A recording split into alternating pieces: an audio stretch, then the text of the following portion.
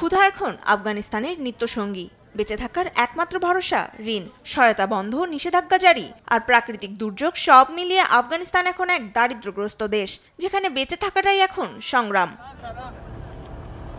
আন্তর্জাতিক নিষেধাজ্ঞা, প্রাকৃতিক দুর্যোগ এবং তীব্র অর্থনৈতিক মন্দার ধাক্কায় বিপর্যস্ত আফগানিস্তান এখন অনেকটা মানবিক সংকটে জর্জরিত, যেখানে 10টি পরিবারের মধ্যে 9টি ক্ষুধার্ত অবস্থায় দিন পার করছে, নয়তো ঋণের বোঝায় জর্জরিত। এমন তথ্য জানিয়েছে জাতিসংঘ উন্নয়ন সংস্থা ইউএনডিপি। জাতিসংঘের আরেক প্রতিবেদনের তথ্য মতে ইরান পাকিস্তান থেকে ফেরত আসা আফগানরা তীব্র অর্থ সংকটে রয়েছেন। অনেক পরিবার একবেলা খাবার জোটাতে চিকিৎসা সেবা থেকে বিরত থাকছেন। সেই সঙ্গে 90%-এরও বেশি পরিবার ঋণে জর্জরিত।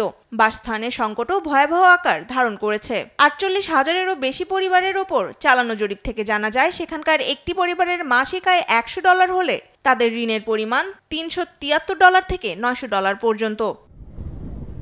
2023 সাল থেকে এখন পর্যন্ত পাকিস্তান ও ইরান থেকে প্রায় 45 লাখ আফগান পরিবার ফেরত এসেছে দেশটিতে। এর মধ্যে চলতি বছরেই ফেরেন 15 লাখ মানুষ।